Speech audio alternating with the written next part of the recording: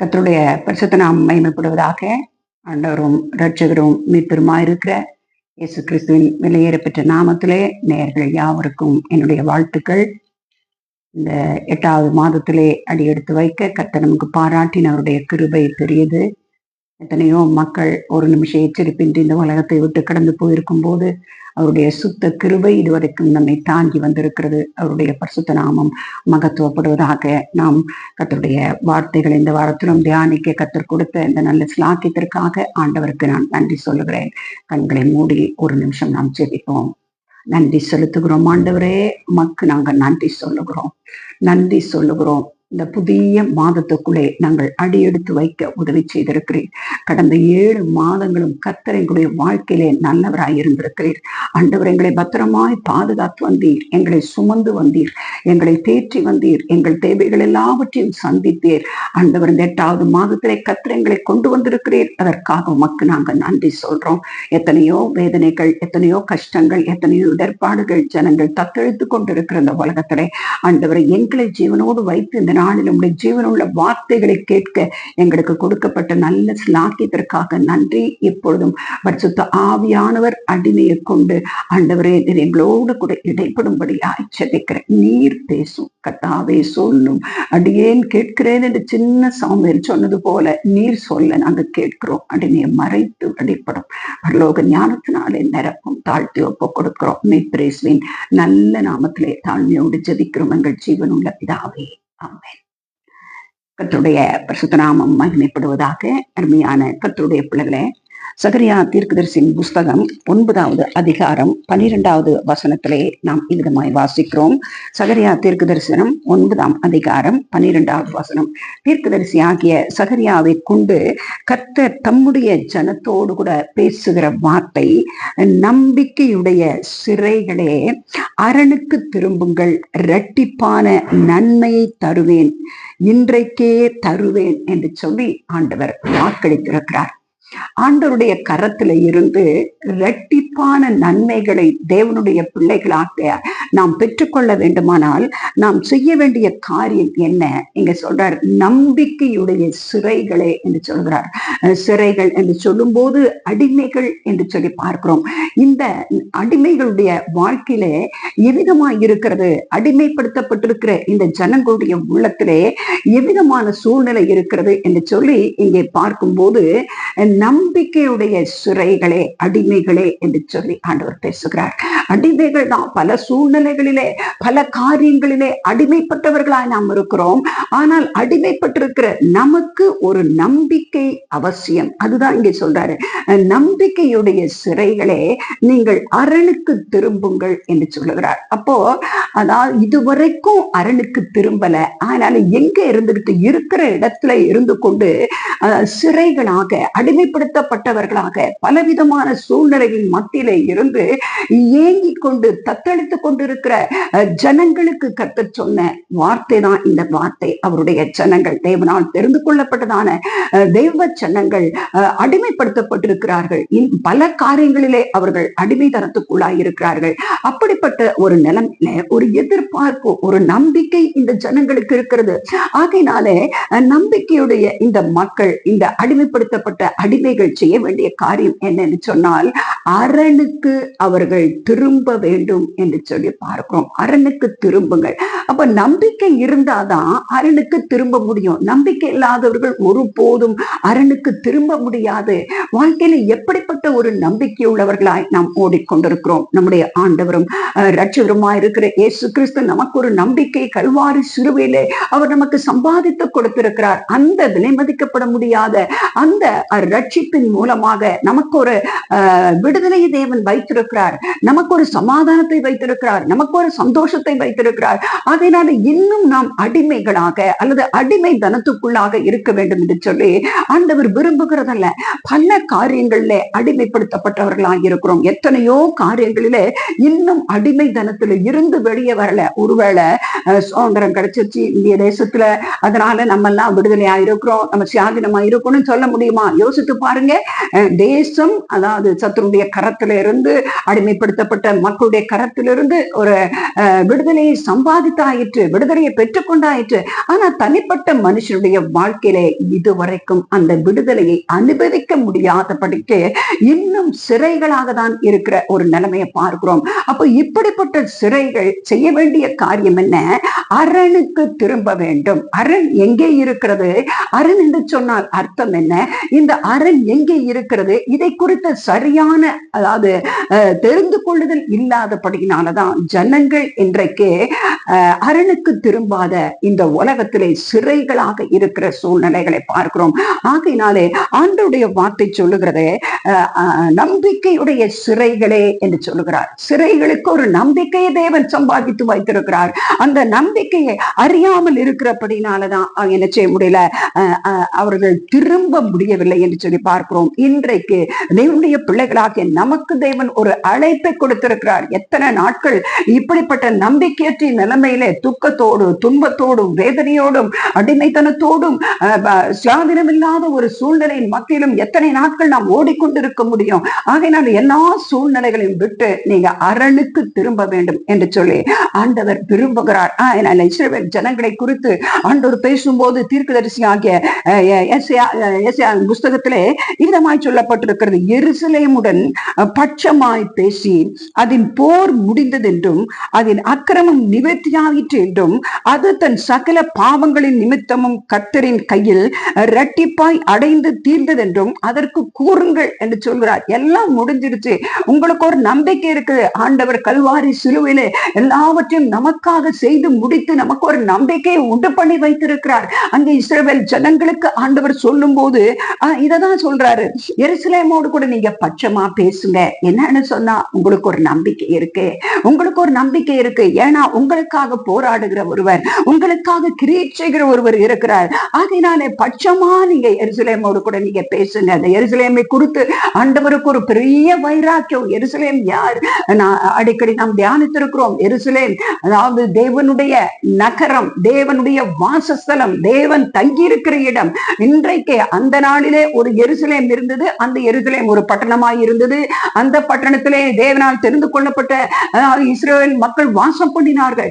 இன்றைக்கு ஆவிக்குரிய இஸ்ரவேல் ஆகிய உங்களையும் என்னையும் ஆண்டவர் இவ்விதமாய் நம்மை அழைக்கிறார். இன்றைக்கு நீங்களும் நானும் தான் தேவனுக்கு ஆலயம், தேவன் தங்கி இருக்கிற வாசஸ்தலமாக இருக்கிறோம். ஆகினால் நம்முடைய வாழ்க்கையிலே அப்படிப்பட்ட தேவனுடைய பிள்ளைகளாக்கி நாம் இன்னும் அந்த அடிமைத்தனத்தினுடைய நிலைமையிலே, இன்னும் உலகத்தின் காரியங்களிலே, பாவங்களிலே, அக்கிரமங்களிலே, அநியாயங்களிலே அல்லது உலகத்தின் காரியங்களிலே இன்னும் நாம் அடிமைப்பட்டுக்க தேவன் நமக்கு வைத்திருக்கிற ஆசீர்வாதங்களை சுதந்திரிக்க முடியாதவர்களாக நம்பிக்கையற்ற ஒரு சூழ்நிலையில ஓடிக்கொண்டிருக்கிறோம்.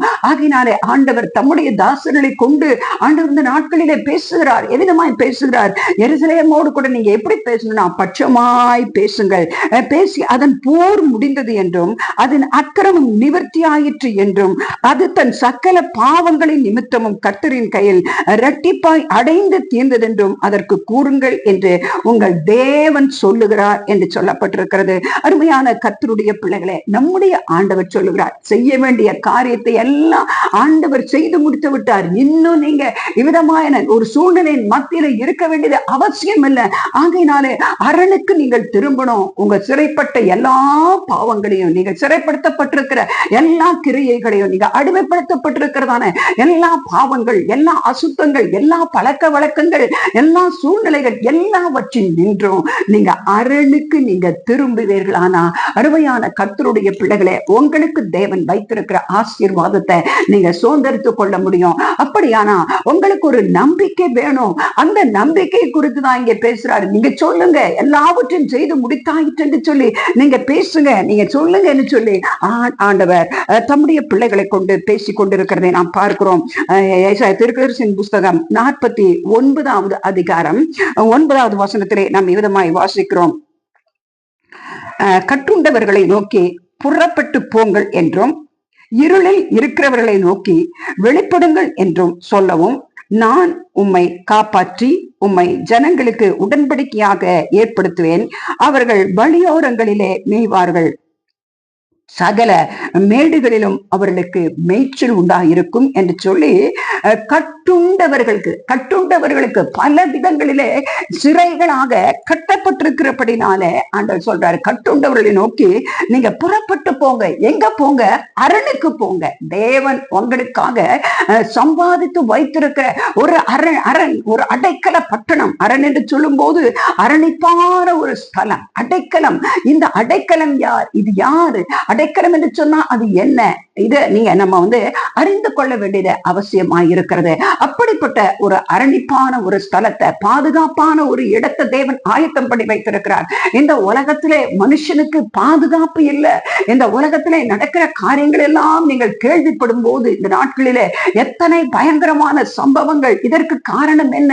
அவர்களுக்கு அரணிப்பான ஒரு ஸ்தலம் இல்லை, அரணிப்பான ஒரு இடம் இல்லை. ஆகையினாலே அப்படிப்பட்ட ஜனங்கள் இந்த உலகத்தை விட்டு பல சூழ்நிலைகளில, பல விதமான பயங்கரங்களிலே கடந்து போய்கொண்டிருக்கிற நிலைமை நாம் பார்க்கிறோம். தேவ ஜனங்களுக்கு தேவன் எச்சரிக்கையை அனுப்பி கொண்டிருக்கிறார். நீங்க திரும்புங்க. நீங்க திரும்பினீங்கன்னா உங்களுக்கு ஒரு அரணான ஸ்தலத்தை தேவன் வைத்திருக்கிறார். உங்களுக்கு ஒரு பாதுகாப்பான இடத்தை வைத்திருக்கிறார். அதற்கு ஒரு நம்பிக்கையை தேவன் தம்முடைய பிள்ளைகளுக்கு கொடுத்திருக்கிறார். ஆகையினாலதான் நம்பிக்கையுடைய சிறைகளே என்று சொல்லி ஆண்டவர் அழைக்கிறார். அது மாத்திரமல்ல, இங்கே சொல்றாரு என்னன்னா, கட்டுண்டவர்களை நோக்கி புறப்பட்டு போங்கள் என்றும், இருளில் இருக்கிறவர்களை நோக்கி வெளிப்படுங்கள் என்றும் சொல்லவும் என்று சொல்லுகிறார். இருளில் இருக்கிறவங்க வெளிச்சத்தினிடத்திற்கு வாங்க. ஏன்னா அங்கே தேவன் நமக்கென்று ஒரு உடன்படிக்கையை தேவன் வைத்திருக்கிறார். ஒரு உடன்படிக்கையை தேவன் நமக்கு ஆயத்தமாக்கி வைத்திருக்கிறார். ஆகையினாலே நீங்க எல்லாம் புறப்பட்டு போங்கள் என்ற இந்த நல்ல செய்தியை கேட்டு தேவனுடைய பிள்ளைகளாக்கி நாம் சிறைகளாயிருக்கிற நாம், அடிமைப்படுத்தப்பட்டிருக்கிற நாம், எல்லா அடிமைதனத்தை விட்டு நாம் புறப்பட்டு தேவன் நமக்கு வைத்திருக்கிறதான அந்த அரணிப்பான ஸ்தலத்துக்குள்ளே நீங்களும் நானும் ஓட வேண்டியது அவசியமாய் இருக்கிறது என்று சொல்லி நாம் பார்க்கிறோம். ஏசாயா தீர்க்கதரிசியின் புஸ்தகம் 61வது அதிகாரம் 7வது வசனத்திலே இவ்விதமாய் சொல்கிறார். அதாவது கேதாரின் ஆடுகள் எல்லாம் 61வது அதிகாரம் 7வது வசனம், உங்கள் வெட்கத்திற்கு பதிலாக ரெண்டத்தனையாய் பலன் வரும் என்று சொல்கிறார். உங்கள் வெட்கத்திற்கு, நம்ம வெட்கப்பட்டது உண்டுதான். அடிமைதனத்திலே இருந்து பல கஷ்டங்கள், பல வேதனைகள், பல வெட்கங்கள், பல சூழ்நிலைகள், இவைகள் எல்லாம் அனுபவித்தது உண்மைதான். ஆனா இன்னும் நம்பிக்கையற்ற அந்த சூழ்நிலையின் மத்தியில நீங்க அதே இடத்துல இருக்கிறத தேவன் விரும்பல. அதே சூழ்நிலையில இருக்கிறத ஆண்டவர் விரும்பல. அதனால புறப்படுங்க, எழும்புங்க. ஆண்டவர் தட்டி எழுப்பி கொண்டிருக்கிறார். இந்த நாட்களிலே நீங்க அரணுக்கு திரும்பி வர வேண்டும் என்று சொல்லி விரும்புகிறார். ஆகையினாலே சிறைகளே என்று சொல்லி ஆண்டவர் நம்மை அழைத்து, சிறைக்குள்ளே இருக்கிறவர்களே, அடிமைதனத்துக்குள்ளே இருக்கிறவர்களே புறப்படுங்க. ஏன்னா நான் உங்களுக்கு இரட்டிப்பான ஆசீர்வாதத்தை வைத்திருக்கிறேன். அதனால் நீங்க அரணுக்கு திரும்புவீர்கள். ஆனா மாத்திரம்தான் அந்த இரட்டிப்பான நன்மைகளை நீங்க பெற்றுக்கொள்ள முடியும். இன்றைக்கு இந்த வசனத்தின் மூலமாக நாம பார்க்கிறோம், உங்கள் வெட்கத்துக்கு பதிலாக இரட்டத்தனையாய் பலன் வரும். லட்சைக்கு பதிலாக தங்கள் பாகத்தில் சந்தோஷப்படுவார்கள். அது நிமித்தம் தங்கள் தேசத்தில் இரட்டிப்பான சுதந்திரம் அடைவார்கள். நித்திய மகிழ்ச்சி அவர்களுக்கு உண்டாயிருக்கும். நித்திய மகிழ்ச்சி. இதுவரைக்கும் கவலை, இதுவரைக்கும் தூக்கம், இதுவரைக்கும் வேதனை, இதுவரைக்கும் சோர்வுகள், இதுவரைக்கும் நம்பிக்கையற்ற நிலைமை. ஆனா இப்ப ஆண்டவர் நமக்கு கொடுக்கிறதான அந்த நம்பிக்கையை நாம் பற்றி கொண்டு, அந்த நம்பிக்கையிலே நாம் எழுந்து மறுபடியுமாக புறப்பட்டு அரணுக்கு நாம் திரும்புவோமானால், அருமையான தேவனுடைய பிள்ளைகளே, தேவன் வைத்திருக்கிறதான அந்த அதாவது இரட்டிப்பான நன்மைகளை நாம் பெற்றுக்கொள்ள முடியும் என்று சொல்லி பார்க்கிறோம். என்ன அந்த நம்ம வாசித்தது போல, அதாவது நித்திய மகிழ்ச்சி நாம் பெற்றுக்கொள்ள முடியும் என்று சொல்லி நாம் பார்க்கிறோம். அது மாத்திரமல்ல, இங்க இன்னொரு காரியங்கள் சொல்லப்பட்டிருக்கிறது. நம்முடைய வெட்கத்திற்கு பதிலாக ரெண்டத்தனையாய் பலன் வரும். லட்சைக்கு பதிலாக தங்கள் பாகத்தில் சந்தோஷப்படுவார்கள். அது நிமித்தம் நீங்கள் தேசத்திலே இரட்டிப்பான சுதந்திரம் அடைவீர்கள். நித்திய மகிழ்ச்சி, இரட்டிப்பான சுதந்திரத்தையும் நித்திய மகிழ்ச்சி மகிழ்ச்சியும் தேவன் வைத்திருக்கிறார். ஒருவேளை நம்பிக்கை இல்லாதது நிமித்தமாக நம்முடைய வாழ்க்கையில சோர்வுகள், நம்பிக்கை இல்லாத நிமித்தமாக நம்முடைய வாழ்க்கையில பலவிதமான கஷ்டங்கள், இவைகள் எல்லாம் அனுபவித்துக் கொண்டு இன்னும் ஏன் இந்த போராட்டம், இன்னும் ஏன் இந்த கஷ்டம், இன்னும் ஏன் இந்த வேதனை, உங்களுடைய அடிமை தனத்து நிமித்தமாகத்தான் இந்த சூழ்நிலை. கர்த்தருடைய பிள்ளைகள், இந்த நாளிலே தேவ ஆவியானவர் நம்மோடு கூட பேசிக் கொண்டிருக்கிறார். நம்பிக்கையுடைய சிறைகளை என்று சொல்கிறார். அப்போ நாம நம்பிக்கை உடையவர்களாய் இருக்கிற பட்சத்துல மாத்திரம்தான் இப்படிப்பட்டதான ஆசீர்வாதங்களை நாம் பெற்றுக்கொள்ள முடியும் என்று சொல்லி நாம் பார்க்கிறோம். எரேமியா தீர்க்கதரிசியின் புஸ்தகம் 3ஆம் அதிகாரம், அதாவது வாசிப்போம். எரேமியா தீர்க்கதரிசியின் புஸ்தகம் 31வது அதிகாரம் 7வது வசனத்தை நீங்கள் வாசிக்கும் போது, உன் முடிவை பற்றி உனக்கு நம்பிக்கை உண்டு, உன் பிள்ளைகள் தங்களுடைய தேசத்திற்கு திரும்பி வருவார்கள் என்று கர்த்தர் சொல்லுகிறார். உன் முடிவை பற்றி உனக்கு நம்பிக்கை உண்டு சொல்றாரு. அப்போ நம்பிக்கை நமக்கு இருந்தாதான், அதாவது நம்முடைய முடிவு, ஒரு மனுஷனுடைய வாழ்க்கையில ஒரு துவக்கத்தை பார்க்கிற முடிவு நல்லது என்று வேதம் சொல்லுகிறது. அப்போ நம்ம எப்படிப்பட்ட முடிவுக்கு நேராக நாம் ஓடிக்கொண்டிருக்கிறோம், நம்முடைய வாழ்க்கையில எப்படிப்பட்டதான முடிவை நாம் பெற்றுக்கொள்ள வேண்டும் என்று சொல்லி நாம் நம்பிக்கொண்டிருக்கிறோம். முடிவை குறித்த உனக்கு நம்பிக்கை. எல்லாருக்கும் வாழ்க்கையில முடிவு என்பது ஒன்று, துவக்கம் என்று ஒன்று உண்டானால் முடிவு என்று உண்டு. அப்ப அந்த முடிவு எப்படிப்பட்டதா இருக்க வேண்டும்? நான் ஓடிக்கொண்டிருக்கிற என்னுடைய ஓட்டத்திலே எனக்கு எப்படிப்பட்ட நம்பிக்கை?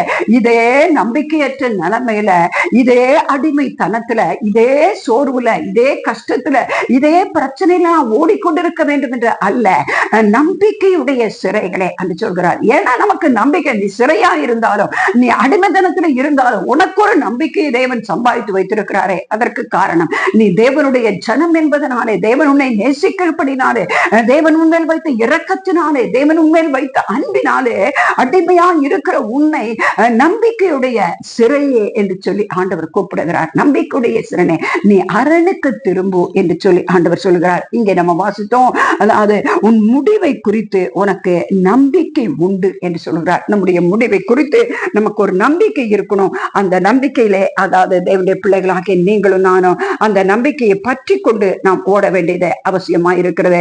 அதாவது உன் முடிவை பற்றி உனக்கு நம்பிக்கை உண்டு, தங்கள் அதாவது தேசத்திற்கு, உன் பிள்ளைகள் தங்களுடைய தேசத்திற்கு திரும்பி வருவார்கள்.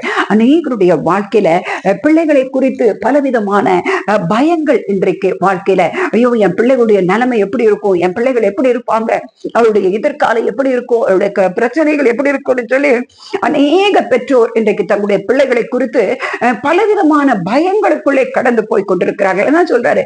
நம்பிக்கையுடைய சிறைகளை நீங்க அரணுக்கு திரும்புங்க, உன் பிள்ளைகள் அதாவது தங்களுடைய தேசத்திற்கு திரும்பி வருவார்கள்.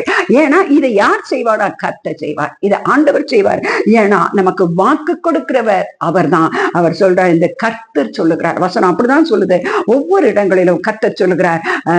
நம்ம ஒருவேளை நம்பிக்கையற்ற நிலைமையில ஓடிக்கிட்டு இருந்தோம்னா இதை நம்ம பெற்றுக்கொள்ள முடியாது. நம்பிக்கையோடு கூட தேவனுடைய பிள்ளைகளாக்கி நமக்கு, அதாவது உன் முடிவை குறித்து உனக்கு நம்பிக்கை உண்டு என்று சொல்லுகிறார். நம்ம முடிவை குறித்து ஒரு நல்ல நம்பிக்கை நமக்கு இருக்கணும். அந்த நம்பிக்கையில நான் கண்டிப்பா ஆண்டவருக்கு ஆயத்தம் பண்ணி வைத்திருக்கிற அந்த நித்திய ஜீவனை, அந்த ஆசீர்வாதத்தை நான் சுதந்திரத்துக் கொள்வேன். ஏன்னா இன்னைக்கு உலகத்துல பாத்தீங்கன்னா எத்தனையோ பயங்கரமான சம்பவங்கள், ஆனா இத்தனை சூழ்நிலைகள் மத்தியிலும் ஆண்டவர் நம்மை ஜீவனோடு கூட வைத்திருக்கிறார் என்று சொன்னா அதற்கு காரணம் என்ன என்று சொன்னா, புலம்பல் தீர்க்கதரிசியின் புஸ்தகம் 3ஆம் அதிகாரத்திலே நாம் இவ்விதமாய் வாசிக்கிறோம், இதை என் மனதிலே வைத்து நம்பிக்கை கொண்டிருப்பேன். இங்கே எரேமியா இவ்விதமாய் புலம்புகிறார். ஆண்டவருடைய வார்த்தைகளை எல்லாம் சொல்லி, ஆண்டவருடைய வார்த்தைகள், ஆண்டவர் பல வசனங்களை ஆண்டவர் பேசிக்கொண்டே இருக்கிறார். அதாவது என் ஆத்துமா அவைகளை நினைத்து நினைத்து எனக்குள் முறிந்து போகிறது. ஏன்னா பல கஷ்டங்கள், பல வேதனைகள், நம்பிக்கையற்ற நிலைமைகள், அடிமைத்தனங்கள், இவைகள் எல்லாம் அதாவது நம்பிக்கையற்ற ஒரு சூழ்நிலையின் மத்தியிலே என்னை கொண்டு போய் கொண்டிருக்கிறது. ஆனாலும் அதாவது இங்க வசனம் சொல்றாரு, இதை என் மனதிலே வைத்து நம்பிக்கை கொண்டிருப்பேன். ஏன்னா எதை மனசுல வச்சு நான் நம்பிக்கை கொண்டிருப்பேன்? எனக்காக ஒரு ஆண்டவர் நம்பிக்கையை கொடுத்திருக்கிறாரு. ஆண்டவர் எனக்காக சிலுவையிலே ஒரு நம்பிக்கையை சம்பாதித்து வைத்திருக்கிறார். எனக்காக ஆண்டவர் ஏராளமான வாக்குத்தத்தங்களை தந்திருக்கிறார். எனக்காக ஆண்டவர் ஒரு ராஜ்யத்தை ஆயத்தம் பண்ணி வைத்திருக்கிறார். இந்த நான் ஓடிக்கொண்டிருக்கிற இந்த ஓட்டமானது, இந்த அடிமைத்தனமானது எனக்கு நிலையுள்ளது அல்ல.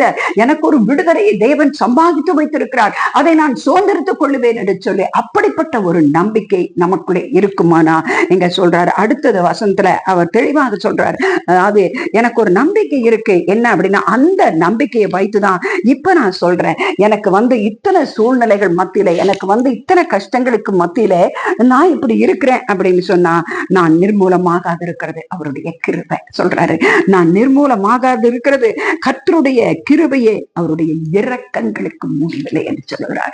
அப்ப நம்மேல் வைத்திருக்கிற அவருடைய இரக்கம் நம்மை சிறைகளாக அடிமைகளாக ஒப்பு கொடுத்து விடாதபடிக்கு, நம்மை அந்த அடிமைத்தனத்திலிருந்து விடுதலையாக்கி நமக்கென்று ஒரு ராஜ்யத்தை கொடுத்து, நமக்கென்று ஒரு ஆசீர்வாதத்தை கொடுத்து நம்மை நடத்த வேண்டும் என்று சொல்லி ஆண்டவர் சித்தமுள்ளவராய் இருக்கிறபடினாலே நம்மேல் ஒரு இரக்கத்தை, நாம அவரை விட்டுட்டு ஓடி நம்மளுடைய அன்புக்கு தூரமாய் ஜீவித்தும் கூட ஆண்டவர் நம்மேல் வைத்த இரக்கத்தினாலே நாம் நிர்மூலமாகாதபடிக்கு இதுவரைக்கும் நம்மை காத்து வருகிறார். எத்தனையோ மக்கள் ஒரு நிமிஷம் எச்சரிப்பின்றி இந்த உலகத்திலே நிர்மூலமாக்கப்பட்டதை நீங்களும் நானும் அறிந்திருக்கிறோம். ஆனால் உங்களையும் என்னையும் நிர்மூலமாகாதபடிக்கு அவருடைய கிருபை இதுவரைக்கும் தாங்கி வருகிறது என்று சொல்லி நாம் பார்க்கிறோம். கர்த்தர் நல்லவர். இக்கட்டு நாளிலே அவர் நம்முடைய வாழ்க்கையிலே அரணான கோட்டையா இருக்கிறார். அரணான கோட்டையா இருக்கிறார். அவரை நம்புகிறவர்களை அவர் அறிந்திருக்கிறார் என்று சொல்லி எரேமியா 6:18 சொல்லப்பட்டிருக்கிறது. அவரை நம்பி இருக்கிறவர்களுக்கு அவர் நம்பியிருக்கிறவர்களை அவர் அறிந்திருக்கிறார் என்று சொல்லப்பட்டிருக்கிறது. அருமையான தேவனுடைய பிள்ளைகளே, அதாவது அரணுக்கு திரும்புங்க, அரணுக்கு திரும்புங்க. நீங்க எங்க இருந்தாலும் சரி, எந்த சூழ்நிலையில இருந்தாலும் சரி, இன்றைக்கு நம்பிக்கையுடைய சிறைகளே, நீங்கள் அரணுக்கு திரும்புங்கள். இரட்டிப்பான நன்மைகளை தருவேன், இன்றைக்கே தருவேன் என்று சொல்லி வாக்கு கொடுத்திருக்கிறாரே. இந்த 8வது மாதத்திலே அடியெடுத்து வைத்திருக்கிற தேவனுடைய பிள்ளைகளாக நாம் இந்த அதாவது 8வது மாதத்தில் இந்த முதல் நாட்களிலே தேவனுடைய பாதத்திலே வந்து அரணுக்கு நாம் திரும்பி ஆண்டவர் வைத்திருக்கிற அந்த ஆசீர்வாதங்களை நாம் சுதந்திரத்துக் கொள்வோம். ஆண்டவருடைய வாக்கு தத்தங்கள் எல்லாம், ஆண்டவர் நமக்கு சொன்ன காரியங்கள் எல்லாம் நிபந்தனையோடு கூடியவைகள். நிறைய நேரத்துல நாம அதை என்ன செய்யறதுலன்னா, நிபந்தனைகளை பார்க்கறதுல அதுக்கு பின்னால என்ன ஆசீர்வாதம் இருக்குதோ அதுதான் நமக்கு சொந்தம்னு சொல்லி அந்த ஆசீர்வாதங்களை சொல்ல நாம் கற்றுக்கொள்கிறோம். இதுதான் நமக்கு சொந்தமானது, இதுதான் ஆண்டவர் சொல்லி இருக்கிறார், ஆண்டவர் சொல்லி இருக்காரு. ஆனா ஆண்டவர் சொல்லுகிற ஒவ்வொரு வார்த்தைகளுக்கும் முன்னாக ஒரு நிபந்தனை தேவன் வைத்திருக்கிறார். அந்த நிபந்தனைக்கு நாம் கீழ்ப்படியும் போது அந்த ஆசீர்வாதங்களை நம்மால் சுதந்திரத்துக் கொள்ள முடியும் என்று சொல்லி பார்க்கிறோம். இங்கே என்ன நிபந்தனை சொல்லப்பட்டிருக்கிறது என்றால், நம்பிக்கையுடைய சிறைகளை, ஒருவேளை இதுவரைக்கும் நம்பிக்கை இல்லாமல் இருக்கிற பட்சத்திலும் இந்த நாளிலே தேவன் நமக்கு கொடுத்த அந்த நம்பிக்கையை நாம் பற்றி கொள்வோம். அடுத்தது வசனம் சொல்லுகிறபடி, அதாவது சிறைகளா இருந்தாலும் அடிமைகளா இருந்தாலும், எந்த காரியத்திற்கு நீங்களும் நானும் அடிமைப்பட்டவர்களா எழுப்பி செயல்பட முடியாதபடி அதிலே நாம் திளைத்து கிடக்கிறவர்களா இருந்தாலும், இந்த நாளிலே அந்த சூழ்நிலை மத்தியில இருந்து நாம் எழும்பி அரணுக்கு நாம் திரும்ப வேண்டியது அவசியமா இருக்கிறது. புறப்படுங்கள் என்று இஸ்ரவேலுக்கு சொல்லுங்க, நம்முடைய ஜனங்களுக்கு, சியோனுக்கு சொல்லுங்க. ஆண்டவர் சொல்றார் இல்லையா, அதாவது பட்சமா பேசி நீங்க சொல்லுங்க, எழுந்து புறப்படுங்கள் என்று சொல்லுங்க. ஏன் என்று சொன்னா, உங்களுக்காக இரட்டிப்பான ஆசீர்வாதத்தை வைத்திருக்கிறார். உங்களை நிர்மூலமாக்காதபடிக்கு அவருடைய இரக்கங்கள், அதாவது பெரிதா இருக்கிறபடினாலே, உங்கள் மேல் என் மேல் அவருடைய இரக்கங்கள் அதிகமா இருக்கிறதுனால ஆண்டவர் நீங்க திரும்புங்க என்று சொல்லி ஆண்டவர் வாக்கு கொடுக்கிறார். அருமையான கர்த்தருடைய பிள்ளைகளே, எபிரேயருக்கு எழுதின நிருபத்திலே நாம் இவ்விதமாய் வாசிக்கிறோம் அல்லவா? எபிரேயருக்கு எழுதின நிருபம் 6ஆம் அதிகாரம், எபிரேயருக்கு எழுதின நிருபம் வாசிப்போம். இப்படிப்பட்ட நம்பிக்கையை நாம் அவர் மேல் வைத்திருக்கிறபடினாலே முடிவு பரியந்தம் அந்த நம்பிக்கையை பற்றி கொண்டு ஓடுவோம் என்று சொல்கிறார். முடிவு பரியந்தம் அந்த நம்பிக்கை நமக்கு அவசியமாய் இருக்கிறது. அந்த நம்பிக்கையை நாம் பற்றி கொண்டவர்களாக நாம் தொடர்ந்து ஓட கர்த்தர் நமக்கு உதவி செய்வாராக. தமக்கு முன்பாக வைக்கப்பட்டதான அந்த அதாவது சந்தோஷத்தின் பொருட்டு அருமையான கர்த்தருடைய பிள்ளைகளே, தேவனுடைய பிள்ளைகளாகிய நமக்கு ஆண்டவர் சொல்லிக் கொடுக்கிறதான காரியம் இதுதான். வசனத்தை நாம் வாசிப்போம். தமக்கு முன் வைக்கப்பட்ட நம்பிக்கையை பற்றி கொள்ளும்படிக்கு அடைக்கலமாய் ஓடி வந்த நமக்கு 2 மாறாத விசேஷங்களினாலே அப்படின்னு சொல்லப்பட்டிருக்கிறது. நிறைந்த ஆறுதல் உண்டாகும்படி எவ்வளவேனும் பொய்யுரையாத தேவன் அப்படி செய்தார் என்று சொல்லி எபிரேயர் 6:16 நாம் இவ்விதமாய் வாசிக்கிறோம். நமக்கு முன்பாக வைக்கப்பட்ட நம்பிக்கையை பற்றி கொள்ளும்படிக்கு அடைக்கலமாய் ஓடி வந்த நமக்கு 2 மாறாத விசேஷத்தினால் நிறைந்த ஆறுதல் உண்டாகும்படி எவ்வளவேனும் பொய்யுரையாத தேவன் அப்படி செய்தார். ஆண்டவர் பொய்யுரையாத தேவன். ஆண்டவர் நமக்கு சொன்ன காரியங்களை அவர் அப்படியே நிறைவேற்றுகிற தேவனா இருக்கிறார் என்று சொல்லி பார்க்கிறோம். ஆகையினாலே நம்பிக்கையுடைய சிறைகளை நீங்க அரணுக்கு திரும்ப இரட்டிப்பான நன்மைகளை உங்களுக்கு தருவேன், அதை இன்றைக்கே தருவேன் என்று சொல்லுகிறார். நீங்க அந்த நம்ம சொன்னது போல அரணான கோட்டை என்று சொன்னா நிறைய வசனங்கள் வேதத்துல சொல்லப்பட்டிருக்கிறது. தேவன் எப்படி தம்முடைய பிள்ளைகளுக்கு அரணான கோட்டையாக இருக்கிறார். 2 சாமுவேல் 22:2, 23, 18வது சங்கீதம் 2வது வசனம், பல வசனங்களிலே தேவன் நமக்கு அரணான கோட்டையாக இருக்கிறார். அரணுக்கு திரும்புங்கள். ஏன்னா அது நமக்கு பாதுகாவலான ஒரு இடம். நான் சொன்னது போல அதாவது அரணான ஒரு இடம். அது நமக்கு தேவனுடைய பிள்ளைகளுக்கு அதாவது அரணிப்பான அந்த இடம், தங்குகிற இடம், அது மறைவிடம், பாதுகாக்கக்கூடிய இடம். அப்படிப்பட்ட இடத்துக்கு நீங்க வந்துட்டீங்கன்னு சொன்னா எல்லா பொறுப்பையும் அவர் எடுத்துக் கொள்வார்.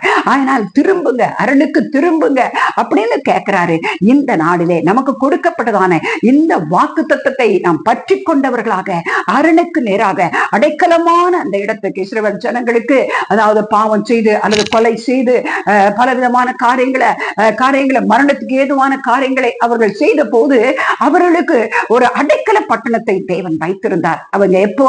ஏன்னா அவர்களை அழித்து விடாதபடிக்கு, அவர்கள் தண்டனை பெற்றுக் கொள்ளாதபடிக்கு, அவர்கள் சாகாதபடிக்கு அவர்களுக்கு ஒரு அடைக்கல பட்டணத்தை தேவன் வைத்திருந்தார். அது போல இஸ்ரவேலிலே ஆயத்தம் பண்ணி வச்சிருந்தாங்க அப்படிப்பட்ட ஒரு அடைக்கல பட்டணம். அந்த அடைக்கல பட்டணம் தான் இன்றைக்கு உங்களுக்கும் எனக்கு வைத்திருக்கிறார். அந்த அடைக்கல பட்டணம் யாருன்னா ஆண்டவராகிய இயேசு.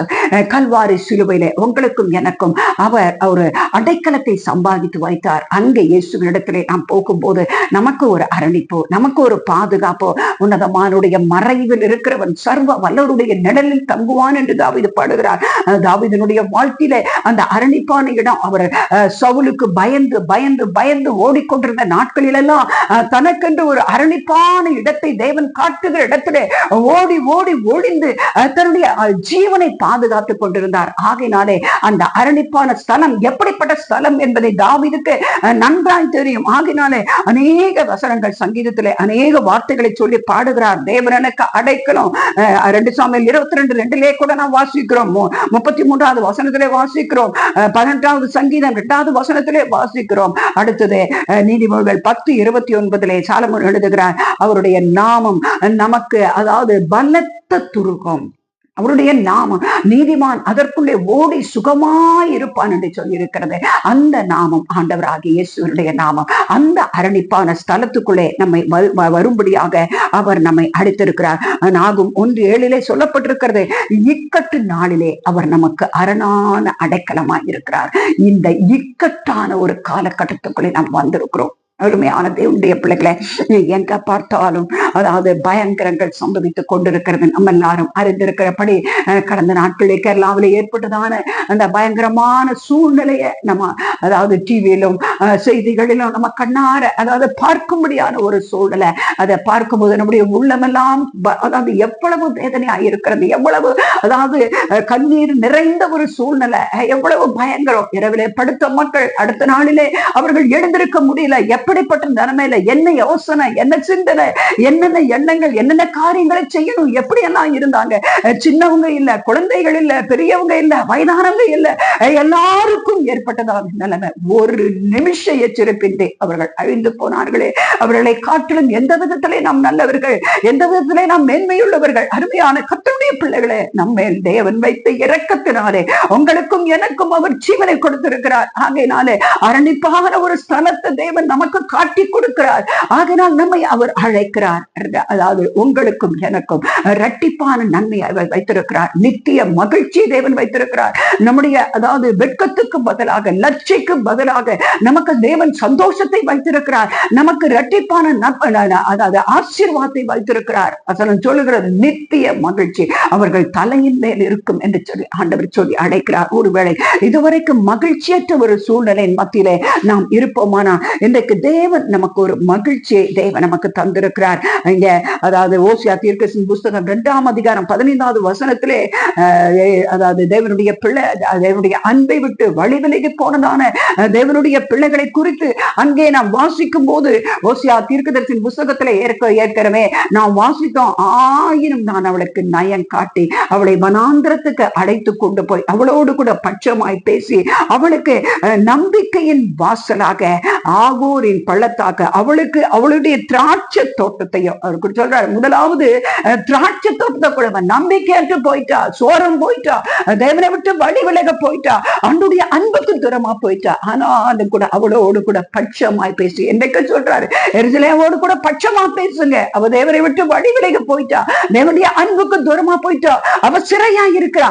ஆனாலும் பட்சமாய் பேசி புறப்படுங்கன்னு சொல்லி கூட்டிட்டு வாங்க. என்ன அன்பா ஆண்டவர் இந்த வார்த்தைகளை எல்லாம் நமக்கு பேசுறாரு. கூட்டிட்டு வாங்க, அவங்க புறப்பட சொல்லுங்க. ஏன்னா இக்கட்டு காலத்திலே நாம் இருக்கிறோம். இந்த இக்கட்டு காலத்திலே அவர் நமக்கு அடைக்கலமா இருக்கும்படியாய் நம்மேல் வைத்த இரக்கத்தினாலே, நம்மேல் வைத்த கிருபையினாலே நமக்கு ஒரு பெரிய அழைப்பை கொடுக்கிறார். நமக்கு ஒரு நம்பிக்கை தேவன் கொடுக்கிறார். நம்பிக்கையற்று கிடக்கிற நம்முடைய வாழ்க்கையில நம்பிக்கையுடைய சிறைகளை என்று சொல்லி ஆண்டவர் நம்மை அழைக்கிறார். ஏனென்றால் அவருடைய நம்பிக்கை, அவர் நமக்கு முன்பாக அதாவது ஆயத்தம் பண்ணி வைத்த அந்த நம்பிக்கையை பெற்றுக் கொண்டவர்களாக நாம் அடியெடுத்து வைக்க வேண்டும் என்று விரும்புகிறார். அரணுக்கு வாங்க, இரட்டிப்பான நன்மை நான் உங்களுக்கு தருவேன். உங்களுக்கு நம்பிக்கையின் வாசலாக திராட்சை தோட்டத்தை நான் உங்களுக்கு கொடுப்பேன். ஆவோரின் பள்ளத்தாக்கை உங்களுக்கு நான் அதாவது ஆசீர்வாதமாக நான் தருவேன். ஆண்டவர் அழைக்கிறார். அருமையான கர்த்தருடைய பிள்ளைகளே, நம்பிக்கையின் வாசலாக, நம்பிக்கையின் வாசலாக இன்றைக்கு ஆண்டவர் நமக்கு இருக்கிறார். அந்த வாசலுக்குள்ளே நீங்கள் உட்பிரவேசிப்பீர்கள். ஆனா கர்த்தருடைய பிள்ளைகளே, இன்றைக்கு இரட்டிப்பான நன்மை தேவன் தருவார். இம்மைக்குரிய நன்மைகள் மாத்திரமல்ல, நித்தியத்துக்குரிய சகல நன்மைகளையும் இம்மைக்குரிய ஆசீர்வாதங்களோடு கூட நாம் நித்திய ராஜ்யத்தையும் நித்திய ஆசீர்வாதங்களையும் சுதந்திரத்துக் கொள்ளும்படியான கிருபையை கர்த்தர் நமக்கு தருவார். ஆகையினாலே நம்பிக்கையுடைய சிறைகளை அரணுக்கு திரும்புகள், இரட்டிப்பான நன்மைகளை தருவேன், அதை இன்றைக்கே தருவேன் என்று சொல்கிறார். 8வது மாதத்துக்குள்ளே அடியெடுத்து வைத்திருக்கிற தேவனுடைய பிள்ளைகளாகிய நீங்களும் நானும் ஆண்டுடைய வாக்குத்தத்தத்தை இந்த நாளிலே நம்பி நாம் அந்த நம்பிக்கையோடு கூட அடியெடுத்து வைப்போமானால், அந்த வாசலுக்குள்ளே, நம்பிக்கையின் வாசலுக்குள்ளே நாம் பிரவேசிப்போமானால் அந்த இரட்டிப்பான நன்மைகளை நாம் பெற்றுக்கொள்ள கர்த்தர் நமக்கு கிருபை செய்வார். கண்களை மூடி ஜெபிப்போமா. அன்பின் தகப்பனே, ஆசீர்வாதமான இந்த நல்ல நாளுக்காக உமக்கு நாங்க நன்றி சொல்றோம். நாங்க எப்படி சோரம் போனாலும், எப்படி வழி விலகி போனாலும், எப்படி அடிமைத்தனத்துக்குள்ளே நாங்கள் கிடக்கிறவர்களா இருந்தாலும், எங்க மேல வைத்திருக்கிற உங்க ஆண்டவரே அன்பு நிமித்தம், இரக்கத்தின் நிமித்தம் எங்களோடு கூட பட்சமாய் நீங்க பேசி எங்களை திரும்ப திரும்ப அழைத்து இந்த நம்பிக்கையின் வாசலுக்குள்ளே நாங்கள் கடந்து வர வேண்டும் என்பதற்காக, எங்களுக்காக ஏற்கனவே கல்வாரி சிலுவையில் நீ செய்து முடித்ததான அந்த மகத்துவமான அன்பை எங்களுக்கு வெளிப்படுத்தி எங்களை வருந்தி அழைத்துக் கொண்டிருக்கிறீரே. இந்த விலையை மதிக்கப்பட முடியாத அன்புக்கு நாங்கள் என்னத்தை ஈடாய் செய்ய முடியும்? தாவீது சொன்னது போல, ஆண்டவரே, நான் ரட்சிப்பின் பாத்திரத்தை எடுத்துக்கொண்டு நான் ஆண்டவருடைய நாமத்தை தொழுது கொள்ளுவேன். கர்த்தருக்கு செய்த உபகாரங்களுக்காக அவருக்கு நான் எண்ணத்தை செலுத்துவேன். எப்பொழுதோ நிர்மூலமாய் போயிருக்க வேண்டிய எங்களை இதுவரைக்கும் நாங்கள் நிர்மூலமாகாதபடிக்கு எங்களை நீ பாதுகாத்து வந்தீரே. ஆண்டவரே, உமக்கு நன்றி. எத்தனையோ மக்கள் மரித்து விட்டு மண்ணுக்குள்ளே போயிட்டாங்க. எத்தனையோ ஆபத்துக்கள், விபத்துக்கள், மோசங்கள் ஒவ்வொரு நாளும் நடைபெற்றுக் கொண்டிருக்க இந்த உலகத்துல உம்முடைய கிருபையை கொடுத்து இதுவரைக்கும் எங்களை பாதுகாத்து வந்தீர். உமக்கு நாங்கள் நன்றி சொல்றோம். உள்ளத்தின் ஆழத்துல இருந்து ஆண்டவரை உண்மை நாங்கள் துதிக்கிறோம். இந்த வேளையிலும் உம்முடைய ஒத்தாசை, உம்முடைய கிருபை ஆண்டவர் எங்களுக்கு போதுமானதாக இருக்கட்டும். கேட்டுக்கொண்டிருக்கிற ஒவ்வொரு பிள்ளைகளும் ஆண்டவர் எந்த சூழ்நிலைகளை இருந்தாலும் இன்றைக்கு அரணுக்கு திரும்பும்படியாக நம்பிக்கையுடைய சிறைகளே என்று சொல்லி ஆண்டவர் அழைக்கிற உடைய சத்தத்தை கேட்டு ஆண்டவரை அரணுக்கு உடைய பிள்ளைகள் திரும்பும்படியாக அவர்கள் ஓடிக்கொண்டிருக்கிற எக்கட்டான இந்த சூழ்நிலைகளிலே அந்த அரணுக்குள்ளே கடந்து வந்து ஆண்டவருடைய அடைக்கல பட்டணத்துக்குள்ளே ஒளிந்து கொள்ள, பாதுகாத்து கொள்ள நீங்க உதவி செய்யுங்க. நீங்க தான் அரண், நீங்க தான் கோட்டை, நீங்க தான் நம்பிக்கை, நீங்க தான் பாதுகாப்பு, நீங்க தான் எங்களுக்கு எல்லாவற்றுக்கும் எல்லாமுமா இருக்கிறேன். அப்படிப்பட்ட உங்களை எந்த விதத்திலும் நழுவ விடாதபடிக்கு இரட்டிப்பான நன்மைகளை சுதந்திரித்துக் கொள்ள இந்த புதிய மாதத்திலே அப்படிப்பட்ட கிருபையை கேட்கிற ஒவ்வொரு பிள்ளைகளுக்கும் எங்களுக்கும் தேவன் தந்து நடத்தும். தாழ்த்தி ஒப்பு கொடுக்கிறோம். எல்லா துதியும் கனத்தையும் மகிமையும் மக்கள் செலுத்துகிறேன். மீட்பிரேசுவின் நல்ல நாமத்திலே தாழ்நோடு ஜெபிக்கிறோம் எங்கள் ஜீவனுள்ள பிதாவே.